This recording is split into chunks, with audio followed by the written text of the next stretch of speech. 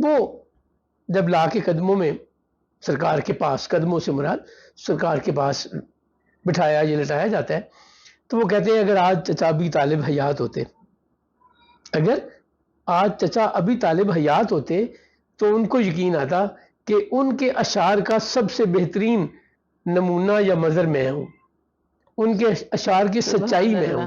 وہ اشعار کیا ہیں؟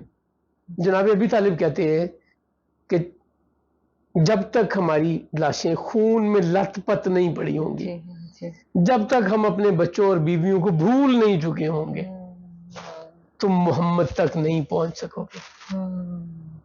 یہ کون کہہ رہے ہیں؟ ابی طالب، جناب ابی طالب۔ کب کہہ رہے ہیں؟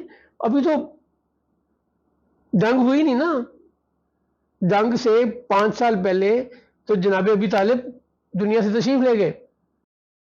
اچھا، ہم بات کر رہے تھے رخسانہ لاسٹ ایپیسوڈ میں حجۃ الوداع، خطبہ حجۃ الوداع اور انفارمیشن پہ۔ جی ہوتا کیا ہے، بہت سی چیزیں پڑھی ہوتی ہیں، جی، سب لوگوں کا فوکس کسی ایک چیز پہ ہوتا ہے، ایک اور آتا ہے اور کہتے ہیں یار یہ دیکھو کتنا خوبصورت پھول کھلا ہوا ہے، توجہ مبذول کرانا۔ اب سب کی توجہ تھی اس گھاس پہ، سب کی توجہ تھی اس جگہ پہ بیٹھے ہوئے چیزوں پہ، کوئی ایک آیا اور اس نے پھول کی نشاندہی کی جی، یا اس نے نشاندہی کی کوئی یار تم لوگ خیال نہیں کر رہے ادھر سے پانی بھی آ رہا ہے۔ وہ جو ڈفرینٹ پرسپیکٹو ہے نا، یہ وہ فرق ہے۔ اس پوڈ کاسٹ میں اور باقی کسی چیز میں فرق صرف یہ ہے کہ شاید ہم ان چیزوں کو بڑی ویلیو دیتے ہیں جس کو عمومی طور پہ ہم ود ان دا لائنز پڑھ کے یا پڑھ کے گزر جاتے ہیں اور اتنا اہم نہیں سمجھتے۔ اور پھر ایک اور چیز بھی میں سمجھتی ہوں کہ ہم اس میں پڑاؤ بھی کافی زیادہ کرتے ہیں، جہاں لگتا ہے کہ نہیں یہاں پہ ٹھہرنا ہے، اس بات کو سمجھنا ہے، وہاں ہم ٹھہر جاتے ہیں، سمجھنا امپورٹنٹ ہے، اور پھر ہم اس کو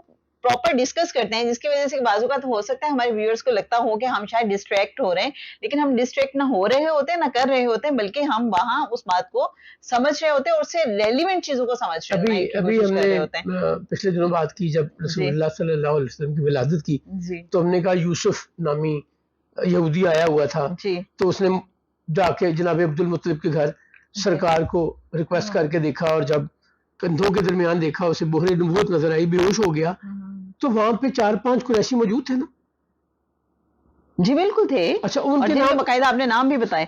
وہ میں ویڈیو تو نہیں دیکھ رہا، میں وہاں موجود تو نہیں تھا، میں نے بھی حدیث کی کتاب سے ہی یہ انفارمیشن لی ہے نا کہ کون کون موجود تھا اس وقت۔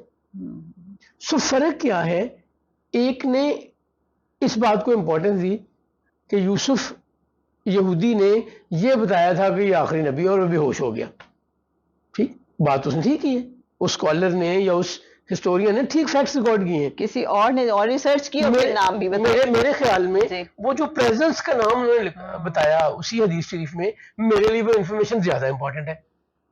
زیادہ امپورٹنٹ کیوں ہے؟ کہ کسی کو پتا نہیں ہے۔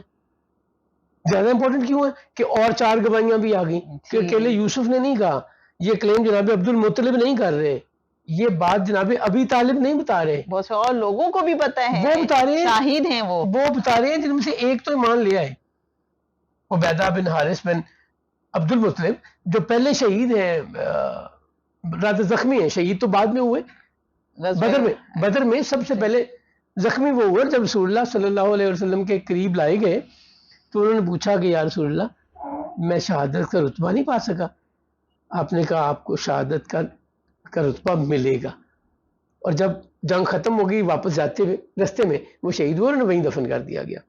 اور وہاں پہ بڑی خوبصورت بات بھی ایک، وہ جب لا کے قدموں میں سرکار کے پاس، قدموں سے مراد سرکار کے پاس بٹھایا یا لٹایا جاتا ہے، تو وہ کہتے ہیں اگر آج چچا ابی طالب حیات ہوتے، اگر آج چچا ابی طالب حیات ہوتے تو ان کو یقین آتا کہ ان کے اشعار کا سب سے بہترین نمونہ یا مظہر میں ہوں، ان کے اشعار کی سچائی میں ہوں۔ وہ اشعار کیا ہیں؟ جناب ابی طالب کہتے ہیں کہ جب تک ہماری لاشیں خون میں لت پت نہیں پڑی ہوں گی، جب تک ہم اپنے بچوں اور بیویوں کو بھول نہیں چکے ہوں گے، تم محمد تک نہیں پہنچ سکو گے۔ یہ کون کہہ رہے ہیں؟ ابی طالب، جناب ابی طالب۔ کب کہہ رہے ہیں؟ ابھی تو جنگ ہوئی نہیں نا، جنگ سے 5 سال پہلے تو جناب ابی طالب دنیا سے تشریف لے گئے، سو اس سے پہلے کی بات ہے نا، 7 سال 8 سال پہلے.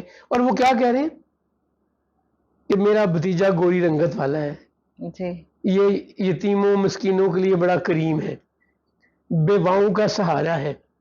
جی اور اس کے وسیلے سے لوگ دعا مانگتے ہیں، بارش کی دعا مانگتے ہیں. جی اور یہ ابھی میں آج پڑھ رہا تھا تو یہ جناب عبد المطلب بھی ایک دفعہ بارش نہیں ہوئی جی تو جناب عبد المطلب سرکار کے وسیلے سے دعا مانگتے ہیں اور بارش ہوتی ہے.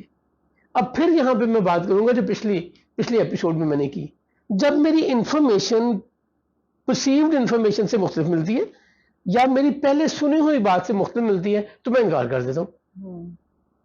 نہیں، بجائے میں یہ پوچھوں کہ یار یہ تم نے نئی بات کہی ہے تو اس کا سورس کیا ہے، یس یہ بات کرنی اس کی چاہیے. سند کتنی مضبوط ہے، جی کیا اس پہ اعتبار کیا جا سکتا ہے جو سٹیٹمنٹ تم دے رہے ہو. اچھا اس کا حوالہ، اس کا سورس، ریفرنس کیا ہے.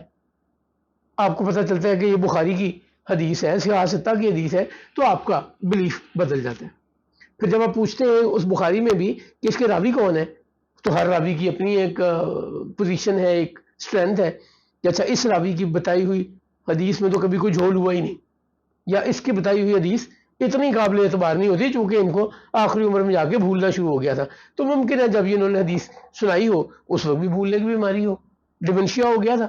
سو یہ ساری چیزیں یہ تو بڑی سمجھ آتی ہے بات، لیکن بیک جنبش قلم اسے انکار کر دینا چونکہ میں نے پہلے جو سنا ہوا ہے وہ اس سے مختلف ہے. اسمارٹ علم نہیں آتا، جی کوئی علم دنیا کا ریسرچ، بار بار چیزوں کو سوچتے رہنا، کنکلوڈ کرتے رہنا، فلٹر کرتے رہنا، اس کے بغیر میچور نہیں ہوتا. صرف اللہ کا کلام ہے یا سرکار کے الفاظ اور ہیں. کبھی بھی نہ یہ سوچیں کہ ہم نے بہت سیکھ لیا اور جو سیکھ لیا وہ سفیشینٹ ہے. وہی بات ہے کہ انسان کی جہالت کا آغاز ہی وہیں سے ہوتا ہے جہاں وہ سمجھتا ہے مجھے بہت پتہ چل جی گیا. تو یہ آپ کے سوال کا جواب تھا. نمبر 2 یہاں پہ آپ کو سوال پوچھنا بھی چاہ رہی تھی، پچھلی ایپیسوڈ ہے آپ نے کہا تھا میں سوال میں چاہ رہی تھی کہ اچھا چلے پہلے میں ایک اور بات کر لوں. نبی کریم صلی اللہ علیہ وسلم کو صرف، میں پہلے بھی کہا تھا، جناب حلیمہ سعدیہ نے دودھ نہیں پلایا. جی جی ٹھیک، بالکل والدہ نے دودھ پلایا، جی. شعیبہ نے دودھ پلایا، ام ایمن نے دودھ پلایا، جی جناب حلیمہ سعدیہ نے دودھ پلایا. جی بالکل بالکل. حافظ ابو بکر ابن عربی جی تحقیق کرتے ہیں اور بتاتے ہیں کہ رسالت مآب صلی اللہ علیہ وآلہ وسلم کو جس عورت نے دودھ پلایا، جس ماں نے دودھ پلایا، اللہ نے اسے ایمان بھی نصیب کیا.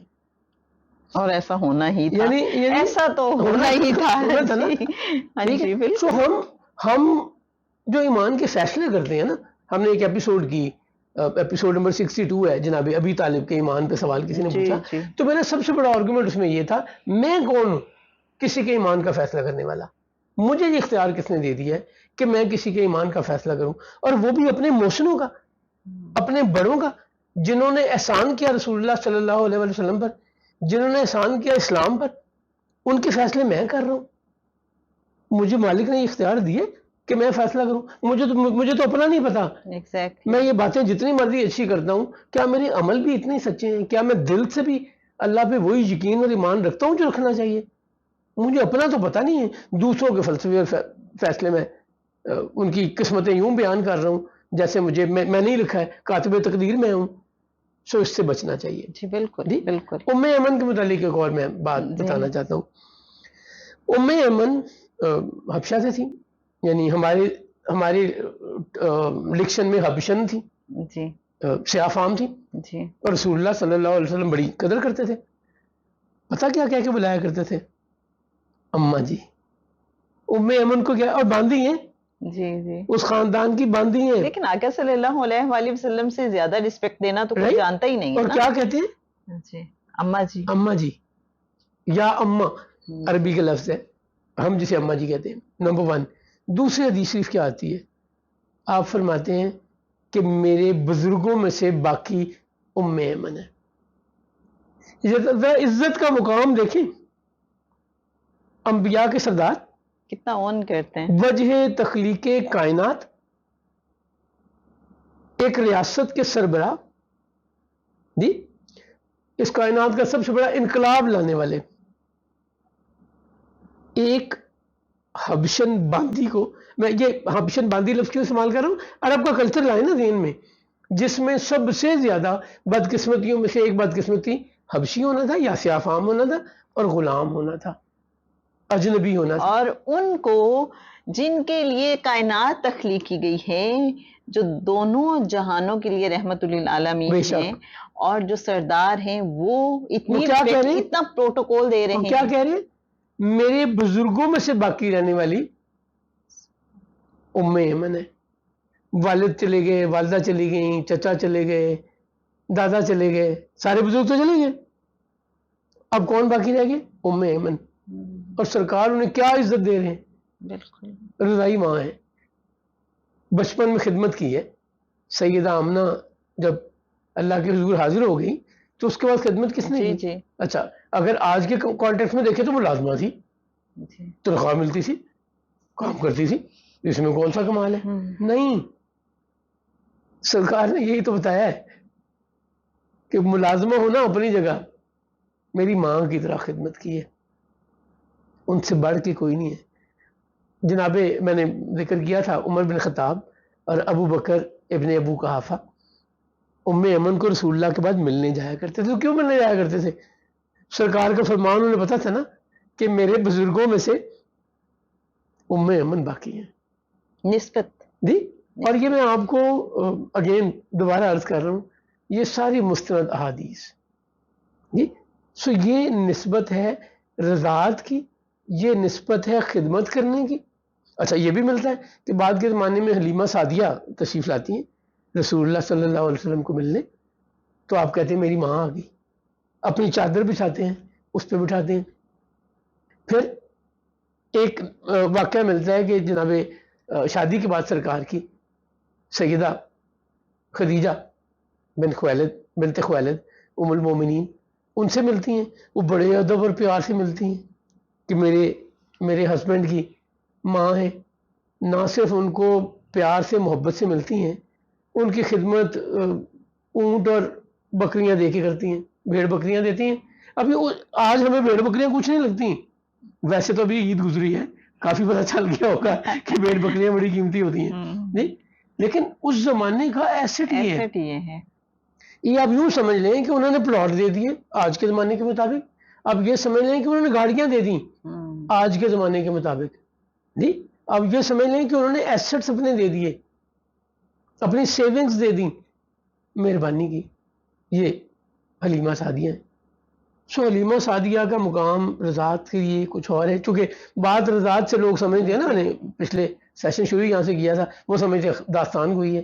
یہ داستان گوئی نہیں ہے، بڑی مستند چیزیں موجود ہیں. اب اگر آپ کو سوال، اب میں دیکھ رہی ہوں کہ زہیر نے ابھی تک اشارہ کیا کر دیا ہوا ہے 10 منٹ میں کر دیا، لیکن آپ سوال پوچھ لیکن لیں. کویسچن ہم کر لیتے ہیں اور اس کا جواب اگلی ایپیسوڈ میں.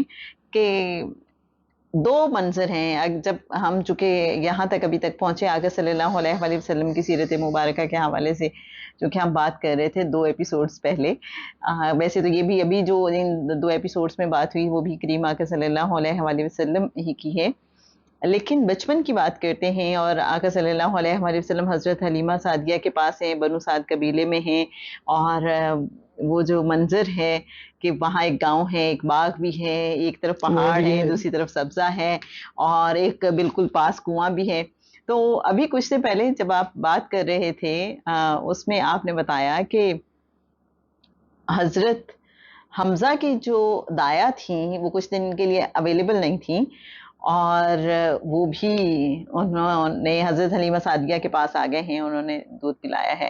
تو میں ایکچولی امیجن کرنے کی کوشش کر رہی تھی کہ آپ صلی اللہ علیہ وآلہ وسلم کا کتنا ٹائم گزرا ہے، کیونکہ ہمیں بعد میں تو پتہ چلتا ہے کہ صحن کعبہ میں حضرت حمزہ، حضرت عباس اور آپ صلی اللہ علیہ وآلہ وسلم حضرت ابوبکر صدیق رضی اللہ تعالیٰ عنہ کھیلا کرتے تھے جب تھوڑا سا بعد والا بچپن ہے. لیکن اب یہ والا جو بچپن میں، چونکہ حضرت امیر حمزہ رضی اللہ تعالیٰ عنہ سے مجھے بڑی محبت محسوس ہوتی ہے، تو میں ایکچولی اس کو امیجن کرنا چاہ رہی تھی کہ وہ وقت بھی کہ ایکسپریشنز ہوں گے. بچوں کو دیکھ کے بھی تو بہت خوش ہوتے ہیں نا، ایک انٹیمیسی، مطلب ایک بچپن سے انٹیمیسی دونوں کے درمیان. آپ اپنے محلے میں دیکھیں نا، بغیر کسی تمثیل یا نسبت، کسی مثال کے، کسی برابری کے، میں بات کرتا ہوں. جی. آپ ایک محلے میں رہتے ہیں، جی وہاں پہ بچے کھیلتے ہیں. کوئی ایک بچہ آتا ہے نا تو سب کو لیڈ کرتا ہے, آرگنائز کرتا ہے, جی کھیل بدل جاتا ہے. وہ کہتا ہے تم یہ ٹیم ہو گئے, تم یہ ٹیم ہو گئے, ایسے ہی. جی اب یوں کریں گے, وہ کریں گے, وہ سب کو آرگنائز کر تو دیتے مجھے ہیں. تو لگتا ہے وہاں آپ صلی اللہ علیہ وآلہ وسلم کا یہی کچھ اس کے سارے علاوہ بچے, اس کے علاوہ ہو کیا سکتا ہے؟ اور ہو ہی نہیں سکتا کچھ, کہ جہاں چاند سے کھیلا کرتے ہیں, یہ وہی زمانہ ہے نا, بنو سعد میں ہی ہے آقا صلی اللہ علیہ وآلہ وسلم, 100%. اور اچھا یاد ہے ان نا کا پچھلی دفعہ کھلونا آپ نے ہے. بات بکریوں کی تھی جی کہ جب جی سلما کے ساتھ آرگنائزڈ ہو جاتے جاتی تھے تھی جب آپ صلی کہ وہ اللہ علیہ خود ہی وسلم جاتے ادھر تھے. ادھر نہیں جاتی تھی. حلیمہ سعدیہ کہتی ہیں کہ ایک دن میں گود میں لیے بیٹھی تھی جی جناب رسالت میں آپ صلی اللہ علیہ وسلم کو, تو بکریوں کا ایک ریوڑ چین میں بیٹھی ہوں گی جی جہاں سے گزر گئے, تو ان میں سے ایک بکری نکلی, آئی, اس نے سرکار کے ماتھے پہ بوسہ دیا اور واپس چلی گئی. اب اس بکری کو کس نے بتایا تھا؟ اللہ کی مخلوق تو پہچانتی اچھا ہے یہ میں بھائی, یہ رحمت سمجھتا ہوں, للعالمین. دیکھیں یہ نہیں فرمایا اللہ نے کہ یہ صرف انسانوں کے لیے رحمت جی ہے, جی جی ایسے ہی ہے, ایسے ہی عالمین کے لیے. تو عالمین میں پھر جو کچھ بھی اس میں ہے. 100% یہی میں بات کر رہا ہوں نا, کہ ان بکریوں کو بھی شعور تھا یس کہ یہ اللہ کے نبی ہیں, یہ اس کائنات کے محبوب ہیں, یہ ایک کمال انسانیت ہے, یہ ہمارے لیے بھی اتنی ہی بڑی رحمت ہے جتنی انسانوں کے لیے. بے شک تو ایسے آج کے لیے انشاءاللہ نیکسٹ اسی سلسلے کو آگے بڑھائیں گے. اللہم صلی علی سیدنا و مولانا محمد النبی الامی الکریم وعلی آلہ وصحبہ وبارک وسلم.